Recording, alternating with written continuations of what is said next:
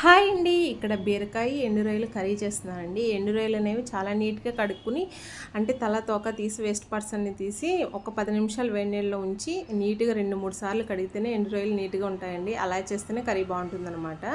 First pan పెట్టుకుని దాంట్లో 2 స్పూన్లు ఆయిల్ వేసుకుని ఈ ఎండు రొయ్యలు అనేవి ఫస్ట్ ఫ్రై చేసుకోవాలన్నమాట. ఎండు రొయ్యలు ఫ్రై అయిన తర్వాత ఉల్లిపాయ ముక్కలు వేసి అవి కూడా ఫ్రై చేసుకోండి.